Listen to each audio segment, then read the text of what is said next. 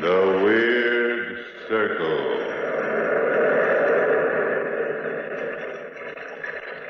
In this cave by the restless sea, we are met to call from out the past stories strange and weird. Phantoms of a world gone by speak again the immortal tale. Narrative of Arthur Gordon Pym.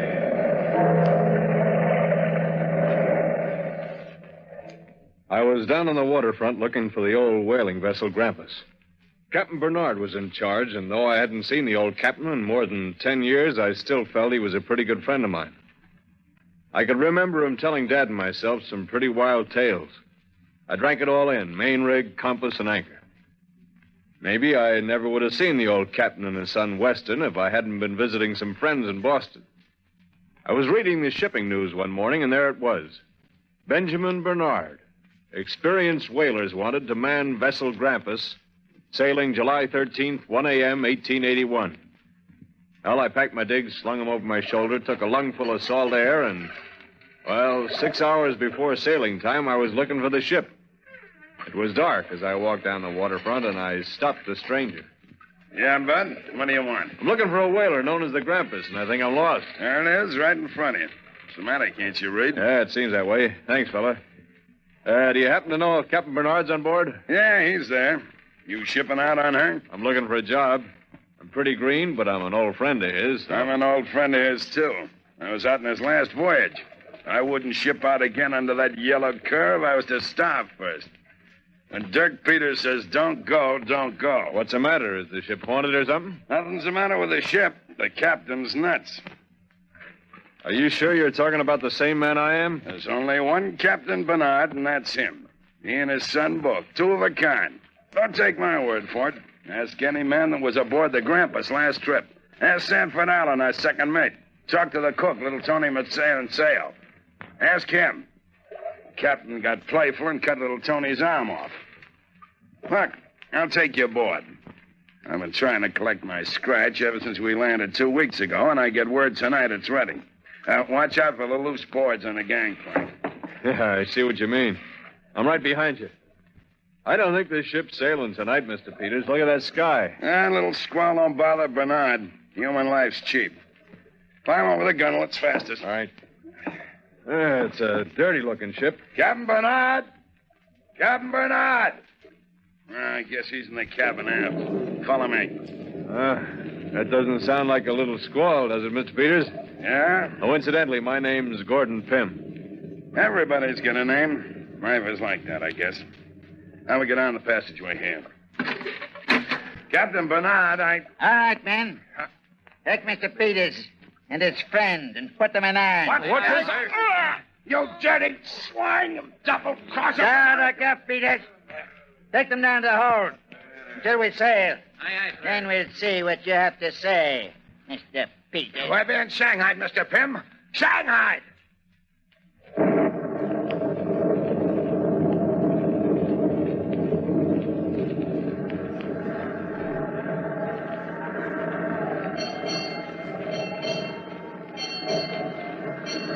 Four in the morning. Been aboard 3 hours, Mr. Pym. Your friend, the captain, ought to come below any minute with a pep talk, now that we're too far at sea to swim back. Wait a minute. Allen. Sanford Allen. Is that you in the corner? Yeah. Kind of cozy, ain't it? All of us together here like this, huh? What'd they do, slug you too? Yeah, with the old payroll gag. Come up and get your pay. And they slug you. Guess who else is here? Tony? Yeah. Tony, how's it going, Tony? I stick the knife in his belly someday. That's what the Tony Manseo do someday. Stick to the knife. Yeah, you better not stick in a knife or you get swinging the head on the gallows. They call that mutiny, Tony. Oh, meet Mr. Allen, Tony. This is Pym, Gordon Pym. Hiya, Pym. Hello. How long are we out for, do you know, Allen? Sure. 6 months. You listen to the Tony, Peters. Listen to Tony. We stick together this time, you know? He cut off my arm. Someday I cut off his head. Ah, shut up. It's a lot of gab. Now, That's life, I guess. The captain says for you to go on deck. Well, if it ain't the kid. What you doing aboard ship, Weston? Playing sailor? Mr. Peters, I didn't know that... I'm sorry that... Sorry. He's sorry. You didn't know that we was going to get shanghaied when you come down and tell us the payroll's made out? You lying, sniveling yellow pig. Well, honestly, Forget it. You're in the same boat. Oh, here's a friend of yours, Weston. At least, that's what he says. Friend of mine? I have no friends. No friends at all. Watch out, Mr. Mansell. Don't touch me. Tony, not touch you. I don't want to get my hands dirty. We don't want no dirt in our food, huh, Tony? I can't help what Father does. I never wanted to be a sailor anyway. You know that, Mr. Peters. You know that. I hate the sea. Hate the doggone thing. I'll leave the kid alone. Come on, Alan, before the captain begins to howl like a bull. Hello, Weston. You don't remember me, do you? No, I don't. The name's Gordon Pym. I used to live next door to you in Nantucket 10 years ago. You remember? Gordon. How did you get here? I came aboard looking for a job, and I got one, but not the kind I'm looking for. Oh, I hadn't any idea, Gordon. Gordon, wait till you see Father. Wait. He's so changed. All of us are so changed. You'll see.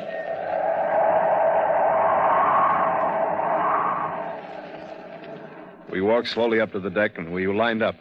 2 lines, 10 men. 10 of the toughest, dirtiest-looking men I've ever seen. Captain Bernard kept moving his hand back and forth, sort of a nervous habit, and then started to stand muster. He didn't recognize me, and I didn't mention our old friendship. As the days went by, he seemed to take a kind of joy in making a fool out of me. But then he didn't treat his own son any better. As for Peters, he hated him and wanted to get something on him.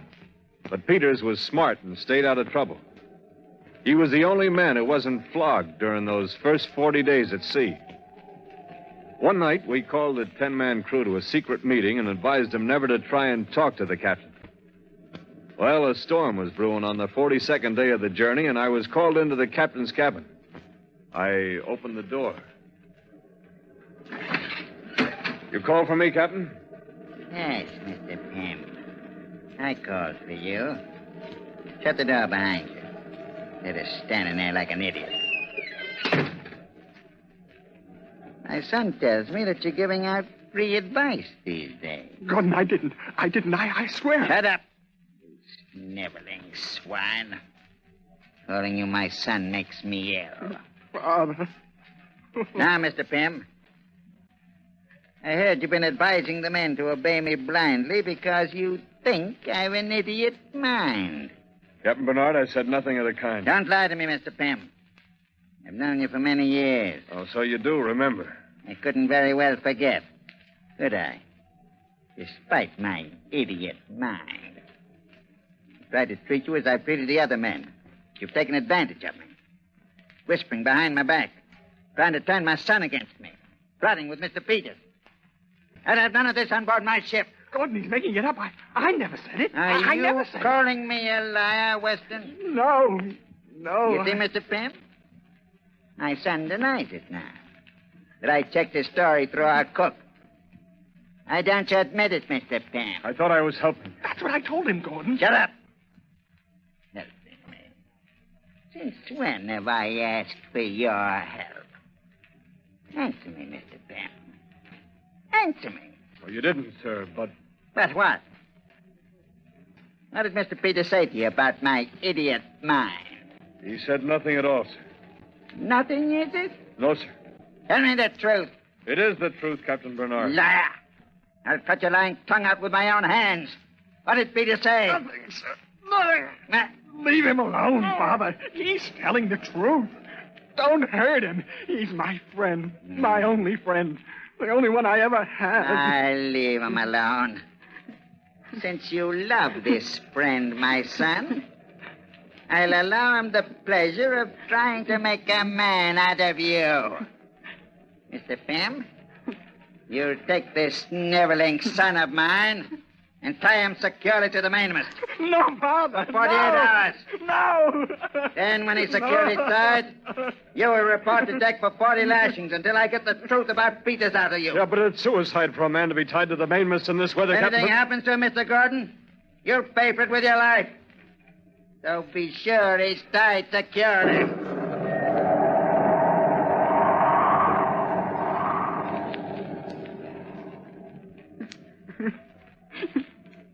Those were the captain's orders, and we obeyed them. The wind was screaming through the sails like an insane witch on a broomstick, but Weston and I climbed to the cross trees of the mainmast. It was a tough climb, and I think he knew then it was the end for him, but he was afraid to disobey.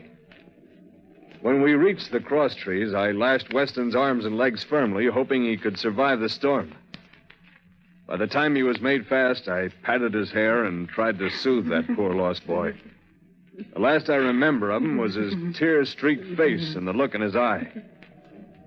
I waved goodbye to him and climbed slowly and carefully below to report for 40 lashings. Captain Bernard, Mr. Pym reporting, sir. Take off your shirt. Yes, sir. Place your hands behind the whipping post and hang on securely, Mr. Pym. And think carefully. Try to remember the words Mr. Peters said about my idiot mind. Yes, sir. The mainmast, Captain Bernard. It's the mainmast. I'm going for the mainmast. He's cracking. Weston, My son, you fool. If he wants overboard, save him. What's overboard? My son. That's your son, Captain Bernard, and you killed him. You dare say that to me? You murderer. Yes, I warned you of this, but you wouldn't listen. I'll say it. I'll say you're insane. Peters, throw this man in irons. Are you talking to me, Captain Throw Bernard? this man in the gang. Help me, Peters. This man isn't going to captain the ship any This longer. is only Mr. Pym. Do you realize that? Do you want to swing on the gallows still, Mr. Peters? I can't hear you, Captain Bernard. Ain't that a shame? I just can't hear you at all.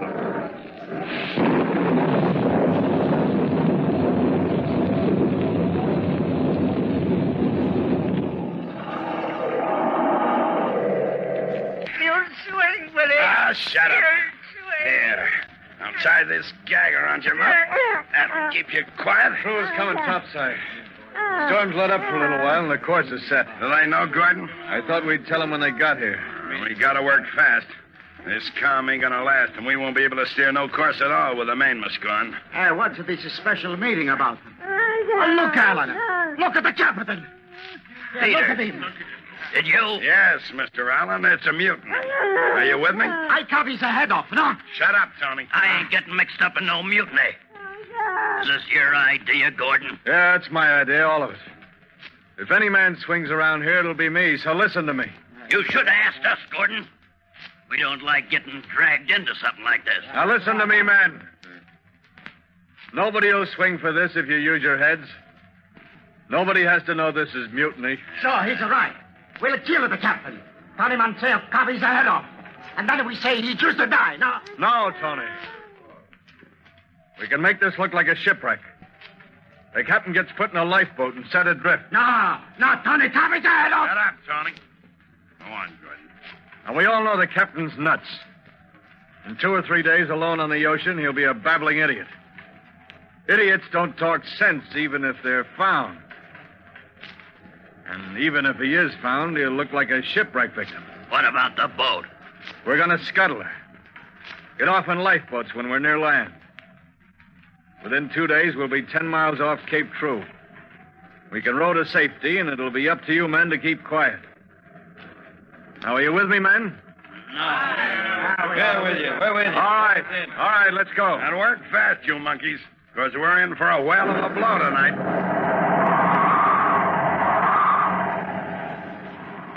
I was so smart. Smarter than anybody. You could see it then.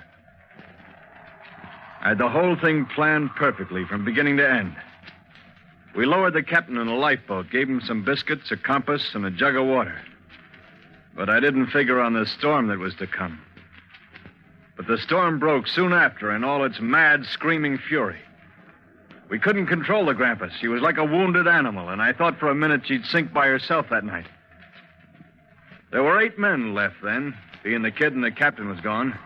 We had to lash ourselves to the deck to keep from being swept overboard. But during the night, 4 of the men were lost. It seemed to me that the ocean was fighting back the mutiny. Water poured into the ship. The entire belly of the ship was waterlogged, and only the top deck was riding above the ocean. There were 3 lifeboats on the Grampus before the storm, but we lost them during the night. And then, toward morning, Allen screamed out... You blasted fool, Gordon. We can't scuttle the ship even if we want to now. What do you mean we can't scuttle it? It didn't sink, did it, Mr. Peters? Ah, shut up. The hold of this boat is filled with empty oil casks, isn't it, Mr. Peters? Yes, Allen. I forgot about that. Well, what's the difference? Difference? You landlubber. Them empty oil casks is full of air. They'll act like a balloon and keep this rotten whaler from sinking. Is that true, Mr. Peters? Yeah, it's true. Well, we can set the ship on fire. What good will that do? We're burnt alive. Alimente and set the ship on fire. There's no lifeboat. Yes, Trap. Ah, shut up, Ollie, and let me think. Just gonna have to set tight and wait. Wait for what, Peters? Wait and pray we get saved. Maybe a ship will pass by. You'll hang, Peters, if we're saved. You and Gordon will hang. I had nothing to do with the mutiny. Me and Tony's free and clear. Ain't we, Tony? Yeah, nothing to do with the non-mutiny. Just wait. Wait. Wait and pray.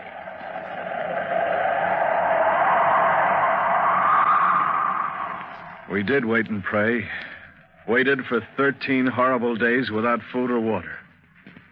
13 days. And then one morning, Allen began to complain as usual. So thirsty. So thirsty. How many of us are left, Gordon? It's not light yet, Peters. I don't know. How do you feel, Gordon? I'm not sure. Take it easy, kid. The sun will come up shortly. Allen. Yeah. Where's little Tony? Tony. He isn't around. Listen to me, both of you. There's just 3 of us left. None of us can last very long floating around on a derelict ship. None of us. But there's a chance. There's always a chance we can be saved. If we can last. What are you getting at, Allen? One of us will have to die so the others can live. One of us must. No, Allen, if we all die here first. Maybe you won't, but I will. You were the ringleader, Gordon. You started this thing. You'd hang if we got to land, so would you, Peters. But I'd be free. I got a knife. Put that knife down. Allen's right, Gordon. If any of us is going to live, one of us has got to die. Oh, Peters, no. It's better to die Shut than... up, Gordon. I know what I'm saying. Allen's right. It's 2 against 1. Yeah, 2 against 1. We're going to choose for the privilege. There are 3 pieces of wood. Take them, Gordon. Hold them in your hand. The man who gets the shortest stick is the victim. Is that level with you, Allen? Sure. All right. Put your knife right here in the middle. Okay. There it is. Okay. Choose, Allen. This one. It's short. It's my turn now. There. Yours is the long one. Whose is the shortest, mine or Gordon's? Let's see. Gordon? Yeah. It's you, Allen. No, I won't. I'm the one that should live. I'm innocent. Give me that knife. Let go of it, Allen. Oh! You double cross. Take that, Peters, and that. Now I get the knife. And no, Peters, you. Oh.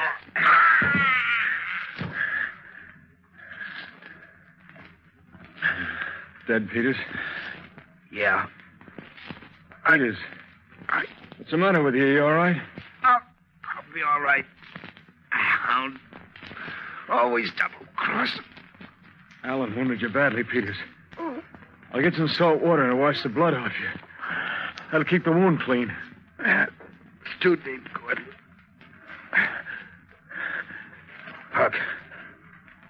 Look ahead. Look, Gordon. I see the outline of land ahead. Land! No, it's just a mirage, Pete. You think it's land? No. Look. Look straight ahead. You're right. Land. Land ahead. We'll be saved, Peters. Peters. Peters!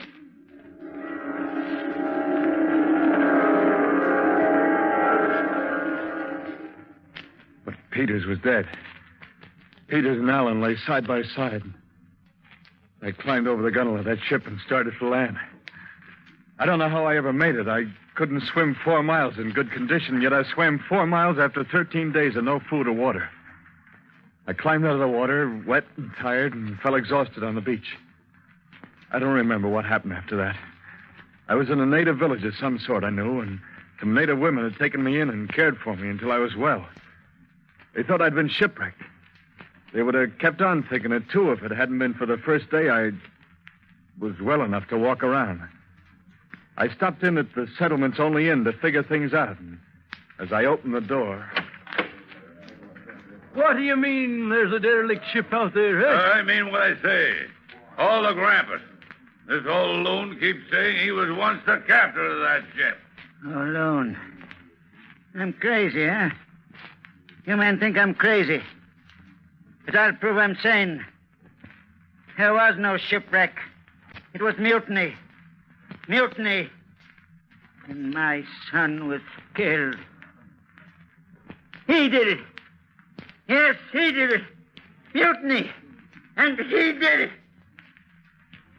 There he is. Right there. Standing at the door. Look at him. Don't let me get away. Don't let me get away. Hey, mister. You mustn't get away. Mister, come over here. Talking to me? Yeah. Come on over here to this table, stranger. This old loon claims he knows you. Yes, I know you. Don't I? Then answer me. You were hired on board the Grampus and led a mutiny against me, and you'll swing for it. I was picked up 3 days after you put me in that rowboat. I've stayed alive for one reason and one reason only. To watch your body swing from the gallows. Tell these men the truth. Speak up, man. Speak up. Are you A. Gordon Pym? I demand an answer.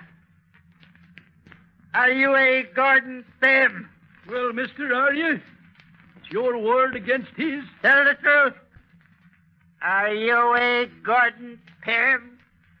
Frankly, I don't know who I am. I guess I'm just something washed up out of the sea. Yeah, I'm just somebody washed up out of the sea.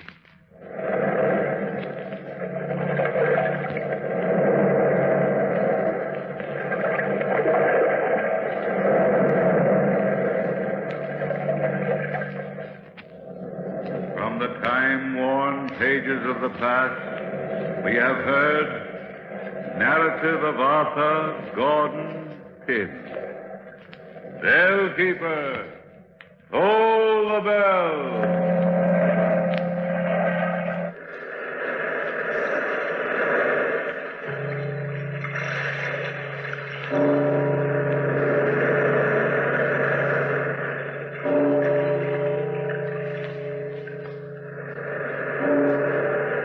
This is the United States Armed Forces Radio and Television Service.